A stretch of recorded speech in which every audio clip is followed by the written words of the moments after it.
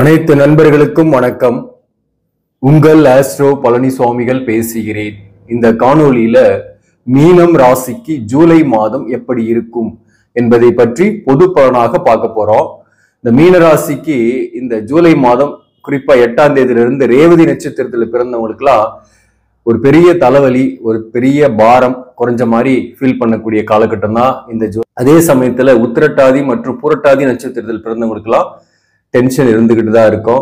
இந்த மாதத்தை பொறுத்தவரையிலும் திசை மாறி போகுமோ வாழ்க்கை என்ற லெவல்ல தான் பாத்தீங்கன்னா இந்த மாதம் இருக்கும். சில முடிவுகள், குடும்ப விஷயத்துல சில முடிவுகள் பாத்தீங்கன்னாக்க, அதாவது ஏற்கனவே ஒரு காதல் இருக்கீங்க, ஒரு ரிலேஷன்ஷிப்ல இருக்கீங்கன்னாக்க அதுல ஒரு மன உளைச்சலோடு இருப்பீங்க. பிரிந்து இருக்கக்கூடிய சூழ்நிலை அல்லது கருத்து வேறுபாடோடு இருக்கக்கூடிய சூழ்நிலை இருக்கும். அல்லது கணவன் மனைவியாகவே இருந்தா கூட பிரிந்திருந்தோ அல்லது கருத்து வேறுபாடுகளோடோ இருக்கிறீங்கன்னாக்க இந்த காலகட்டத்தை பொறுத்தவரையிலும் சில புதிய உறவுகளால் அல்லது புதிய காதல் அல்லது புதிய நட்பால் திசை மாறி போகக்கூடிய காலகட்டமாகவும் இந்த காலகட்டம் இருக்கும் சிலருடைய வாழ்க்கையில. இதை பொது பலனாக சொல்றேன் நானு. அதே போல இப்போ ஒரு நல்ல தசாபுக்தி நடக்குது அப்படின்னாக்க, பிரிந்திருந்த கணவன் மனைவி கூட பாத்தீங்கன்னாக்க ரேவதி நட்சத்திரத்தில் நீங்க பிறந்திருக்கீங்கன்னாக்க, பிரிந்திருந்த கணவன் மனைவி உங்க ஜாதகத்துல எந்த தோஷமும் இல்லாம தொழில் காரணமாகவோ அல்லது தற்காலிகமாகவோ ஒரு சில மனஸ்தாபத்தோட பிரிந்திருக்கக்கூடிய கணவன் மனைவி சேர்ந்து வாழக்கூடிய வாய்ப்பும் உண்டு. இந்த சனி வக்கர பயிற்சியிலே நான் சொல்லியிருப்பேன் உங்களுக்கு, ராசிக்கு 12ஆம் பாவகத்துல சனி வக்கரம் ஆகும்போது இத்தனை நாளா கொடுத்திருந்த அந்த மன அழுத்தம் கொஞ்சம் குறையும், தனித்து இருக்கக்கூடிய நிலைமை கொஞ்சம் மாறும். கடந்த காலத்தில் இருந்த அந்த தனிமை, வெறுமை கொஞ்சம் மாறக்கூடிய வாய்ப்பும் உண்டு. அதுல குறிப்பா ரேவதி நட்சத்திரத்துக்கு அதிகமான பாசிபிலிட்டி இருக்கு. உத்திரட்டாதி மற்றும் பூரட்டாதி நட்சத்திரத்துக்கு குறைவான பாசிபிலிட்டி தான் இருக்கு.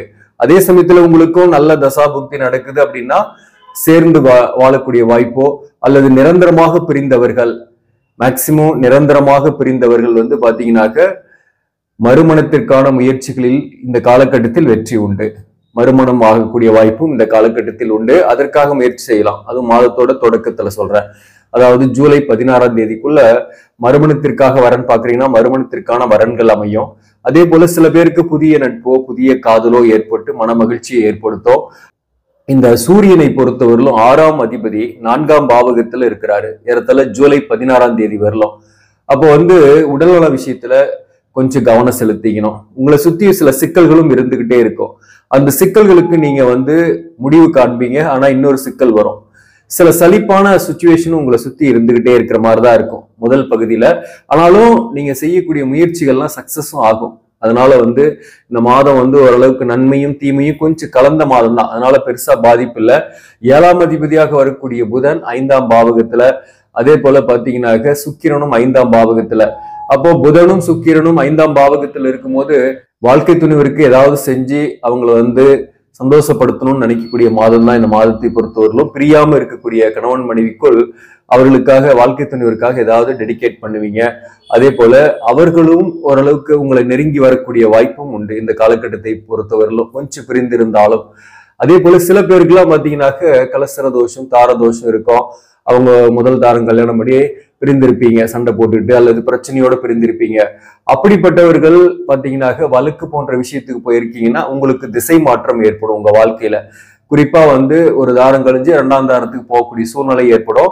அதே போல உங்களுக்கு வாழ்க்கை துணையினுடைய தாயார் வகையில, உறவுகள் வகையில சில கருத்து வேறுபாடும் பகையும் இந்த காலகட்டத்திலும் இருந்துகிட்டுதான் இருக்கும். சூரியன் 4ஆம் பாவகத்தில் இருக்கிறதுனால 6 குடிவன் 4ஆம் பாவகத்தில் இருக்கும்போது அலைச்சல்கள், பயணங்கள் அதிகமாக இருக்கும். அதுல பெருசா ஆதாயம் இருக்காது.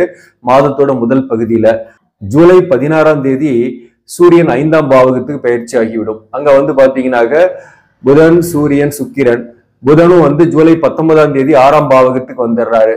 அப்போ மாதத்தோட பிற்பகுதியில பாத்தீங்கன்னாக்க கோபம், டென்ஷனை தவிர்த்திடணும். மாதத்தோட பிற்பகுதியில பிள்ளைகள் வகையில கொஞ்சம் செலவுகள் அல்லது மன வருத்தங்கள், கோபம், டென்ஷன் இதெல்லாமும் இந்த காலகட்டத்தில் ஏற்படும். 2ஆம் இடத்துல இருக்கக்கூடிய செவ்வாய் ஜூலை 12 வரையிலும் இருக்கிறாரு. அவரே தான் 9க்குரியவன். அப்போ தந்தையால் லாபங்கள் உண்டு. அப்போ பாத்தீங்கன்னாக்க வாக்கில் சில கவனம் செலுத்திக்கணும். அதாவது நீங்க உண்மையே பேசுனீங்க, சரியான வார்த்தைகள் தான் பேசுறீங்கன்னா கூட அதை கேட்கிறவங்க தவறாக புரிந்து கொண்டு உங்ககிட்ட பிரச்சனை பண்ணக்கூடிய வாய்ப்பும் உண்டு. அதை உங்களுடைய சொல் எடுபடாம இருக்கும். சில நேரங்கள்ல கோபம், ஹார்ஷா பேசக்கூடிய சூழ்நிலையும் வரும், வாக்குவாதங்கள் செய்யக்கூடிய சூழ்நிலை வரும். 2ஆம் இடத்துல செவ்வாய் இருக்கும்போது அதே ஜூலை 12ஆம் தேதியிலிருந்து செவ்வாய் 3ஆம் பாவகத்துக்கு வந்துடும். அங்க குரு செவ்வாய் சேர்க்கை. குரு 3ஆம் பாவகத்தில் இருக்கிறது ஒரு வகையில நல்லதுதான். அதுவும் ரோகிணி நட்சத்திர சாரத்துல இந்த மாதத்தை பொறுத்தவரையில இருக்கிறாரு. உங்களை நிறைய சுற்றுப்பயணங்கள் நிறைய செய்ய வைப்பாரு. இடமாற்றங்கள் ஏற்படும். சனி வக்கரமாயி 12ல இருக்கிறதுனால வேலை விஷயமாக சில பேருக்கெல்லாம் ஒரு திருப்தியற்ற சூழ்நிலை இருந்துகிட்டு இருக்கும். அந்த வேலையில திருப்தி இல்லாதவங்க ஒண்ணு வேலையை விட்டுட்டு வேற இடத்துக்கு போகக்கூடிய சூழ்நிலை வரும். திடுப்புன்னு வேலை போயிட்டாலும் கவலைப்படாதீங்க, வேலை புதுசா கிடைக்கும்.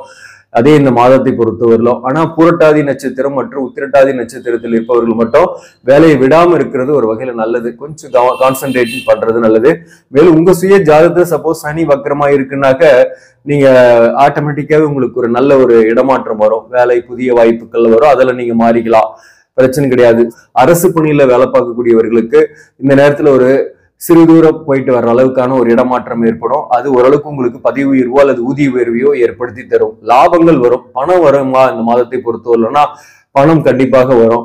ஏன்னா சனி வக்கரமாகும் போது விரயங்கள் குறையும். அப்ப பணம் ஓரளவுக்கு கையிருப்பு வரும். மேலும் 2ஆம் இடத்துல ஆட்சி பெறும் போது பணத்தை கொடுப்பார் ஏதோ ஒரு வகையில. ஆனா சம்டைம்ஸ் அது கடன் வாங்கி கூட உங்க கைக்கு பணமா வரும். குரு செவ்வாய் சேர்றதுனால மாதத்தோட பிற்பகுதியில ஜூலை 12க்கு மேல சில பேருக்கு வாகன கடன், சொத்துக்கள் தொடர்பான கடன்கள் வாங்கக்கூடிய சூழ்நிலை ஏற்படும். புதிய வாகனம் வாங்குறது அல்லது வீடு கட்டுறது, வீடு வாங்குறது, இதற்காக கடன் படக்கூடிய சூழ்நிலையும் சில பேருக்கு உண்டு.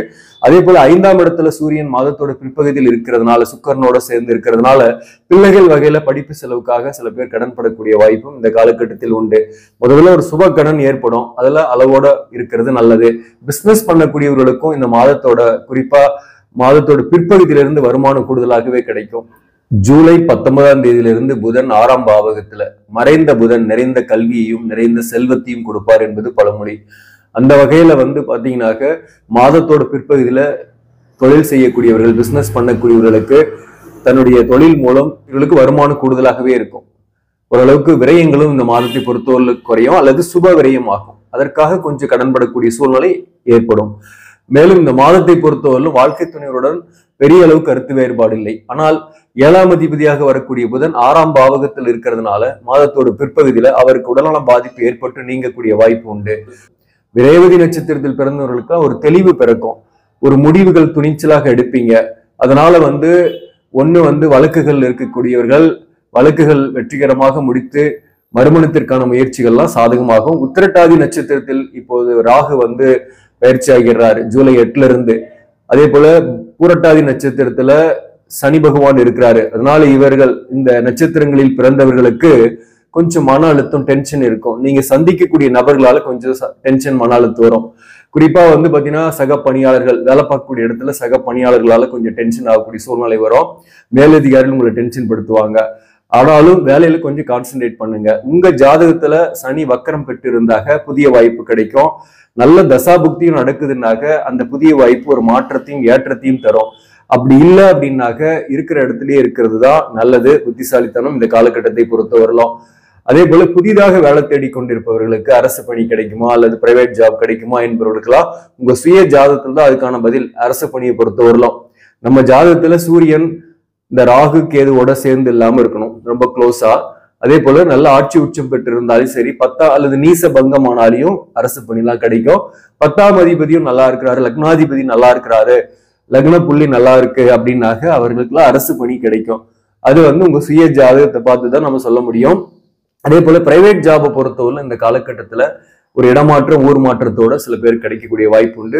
அதாவது முயற்சி செய்யக்கூடியவர்களுக்கு ஒரு பிரைவேட் ஜாபாவது கண்டிப்பா கிடைக்கும். இதுவரையில ஜாபுக்கே போனதில்லை, இப்பதான் நான் தேடுறேன் அப்படின்னாக்க அவர்களுக்கும் வேலை வாய்ப்பு கண்டிப்பாக கிடைக்கும். இந்த மாதத்தை பொறுத்தவரை எந்தெந்த தொழில் சிறப்பாக இருக்கும் அப்படின்னாக்க குறிப்பா விவசாயம், உணவுத்துறை, நீர் சம்பந்தமான தொழில் செய்யக்கூடியவர்கள், மருத்துவம், நிர்வாகம், நிதி, ஆடை ஆபரணம் சார்ந்த துறையில் இருப்பவர்கள், கட்டிடவியல், ரியல் எஸ்டேட்டு போன்ற துறைகளில் இருப்பவர்கள், போக்குவரத்து துறை, ஒரு சின்ன கடை போட்டு நடத்துறீங்க, வாக்காள் பிழைக்கக்கூடிய தொழில் இருக்கீங்க அப்படின்னாலும் இந்த காலகட்டத்துல கண்டிப்பாக முன்னேற்றங்கள் உண்டு. புதிய வாய்ப்புகள் வரும்.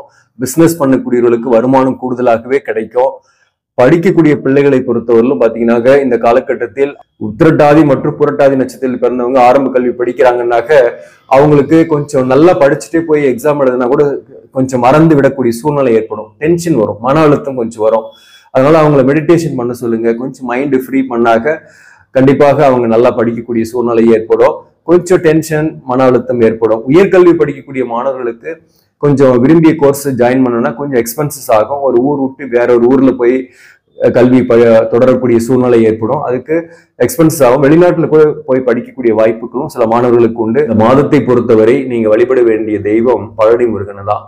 முருகனை கும்பிட்டோர் முற்றிலும் கைவிடப்படுவதில்லை என்பதுதான் என்னுடைய கருத்து. திருச்செந்தூர் முருகப்பெருமானைக்கு நீங்க போயிட்டு வரலாம். ஈவன் புரட்டாதி நட்சத்திரமாக இருந்தாங்க. அதே போல உத்திரட்டாதி நட்சத்திரம், ரேவதி நட்சத்திரத்தில் பிறந்தவங்களும் நீங்க திருச்செந்தூர் முருகப்பெருமானை போய் வழிபாடு செய்யறது நன்மைகளையே கொடுக்கும். கவலையப்பட தேவையில்ல. உங்களுக்கு பாத்தீங்கன்னா இந்த 3ஆம் இடத்துக்கு செவ்வாய் வந்துடும் போது மாதத்தோட பிற்பகுதியில எதையும் சமாளிக்கக்கூடிய ஆற்றலையும் செவ்வாய் குரு சேர்க்கை கொடுக்கும். உங்களுக்கு கடனே இருந்தா கூட, கடனே வாங்கினா கூட அதோட அழுத்தம் இல்லாம இருப்பீங்க. அதுதான் இந்த மாதத்துல இருக்கக்கூடிய பிளஸ் பாயிண்ட். தயக்கம் இல்லாமல் துணிந்து சில முடிவுகளை எடுத்து உங்க வாழ்க்கையை முன்னேற்றத்தை நோக்கி நகர்த்தக்கூடியதாகவும், சில பேருக்கு நிம்மதியை நோக்கி நகர்த்தக்கூடியதாகவும் இந்த மாதம் இருக்கும். அதற்கான அடித்தளமான மாதம் என்றே எடுத்துக்கொள்ளலாம் இந்த மாதத்தை பொறுத்தவரையிலும்.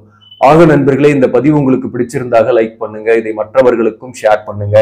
இன்னும் நம்ம சேனலை சப்ஸ்கிரைப் பண்ணாம பாக்குறவங்க சப்ஸ்கிரைப் பண்ணி கண்டினியூ பண்ணுங்க. இதன் மூலம் உங்களுக்கு ஒரு சரியான ஜோதிட தகவல்களும் ஆன்மீக தகவல்களும் கிடைக்கும். நன்றி, வணக்கம்.